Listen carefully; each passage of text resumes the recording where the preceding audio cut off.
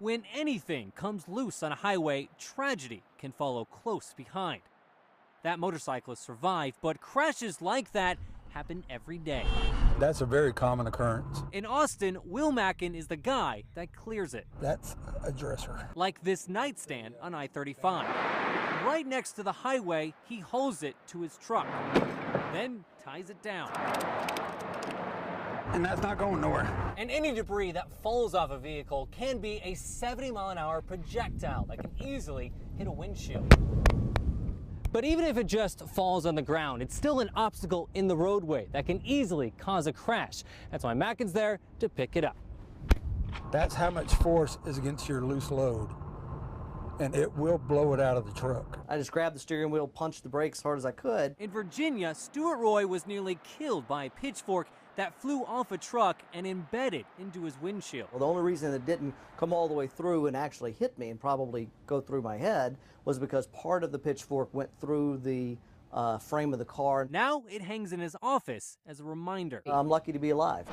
This log killed a driver, also in Virginia. It's clear that road debris is a huge problem. AAA's Kara Thorpe says debris caused 500 deaths in a 4-year span in the U.S. and nearly 1,600 crashes in Texas in the past 4 years, most of those on interstates. So I-35 is the one to watch out for. I-35, definitely the one to watch out for. She says drivers can avoid crashes by not tailgating, looking 10 to 15 seconds ahead, and leaving a space to the side. Be focused on the task of driving and be very aware of your surroundings. So this is something to watch out for. Oh yeah. Mackin's advice? Back off. Back off, and when it's safe to do so, go around it. Because you never know when something can come loose. Adam Hammons, CBS Austin News. It's one of the biggest toll booth stops in Central Texas. 7 on each side of Mopac, now empty. It's a waste. It's a waste. Daniel Lozano drives by these old cash toll booths every day. Work provides the toll road tag, and I use it. Seeing no one behind the windows is frustrating. Good jobs can be used in there, and it's just sad that they took it away like that. For 6 years, drivers did stop and pay cash. Then in 2012, TxDOT moved to a cashless system with cameras capturing license plates or text tags. According to TxDOT, the toll booths now have no useful purpose. Have more bats occupy spaces. TxDOT says it'll cost $44 million to tear them all down. Even with broken windows, it only costs $750 a year to maintain them. So it's more cost efficient to keep them around. And there are no plans to use them again or tear them down. The thing is, TxDOT knew the cash toll booth system was on its way out. No one has that crystal ball. Former TxDOT Chair Ted Houghton said over the phone, the problem was investors and TxDOT didn't know how the cashless system would work. And that was the key. People not accepting technology. With cars speeding by, people were reluctant to trust this new technology, and the cameras taking pictures of the license plates to make sure they pay up.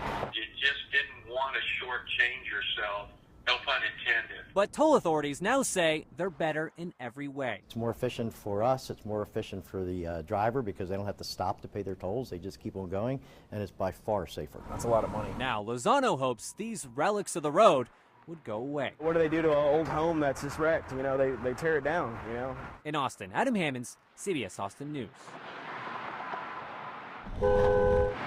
People dashing across I-35 has been a common problem in Austin the past couple years.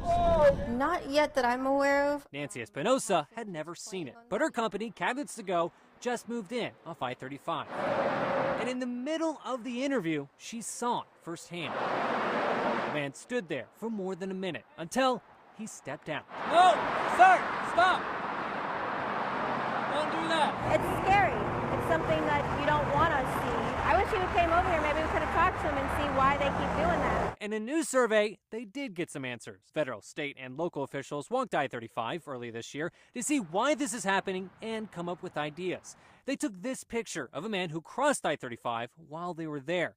They talked to him, and he said he had limited time for lunch and needed to get to McDonald's. That is the cheapest place in the area to get food. That's why the survey suggested, in part, building fast food restaurants on both sides of the interstate as a solution.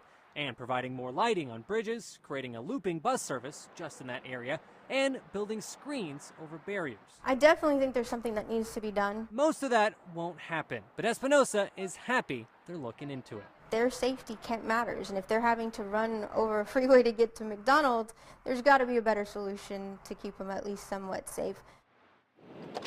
When that door opens, it's time to work, but the job can start well before. It's a lot of time. Donna Schuberg lives in Hutto and works at Silicon Labs downtown. In traffic, that commute can take more than an hour. You never know what the traffic's going to be like. That is true, because each day has its own rush hour. Every day is a different story. Thousands of transactions from the new Mopac Express lanes highlight peak travel times for each day, according to Regional Mobility Authority's Steve Bustelnik. At 25 cents, that's telling you that Mopac is free flowing. If traffic is stopped a lot, I have the coffee gone before I get to work. Mopac's southbound rush hour on Monday mornings is slightly later, from 7:15 to 9:15. The rest of the week is similar, with backups from 6:45 to 9:15.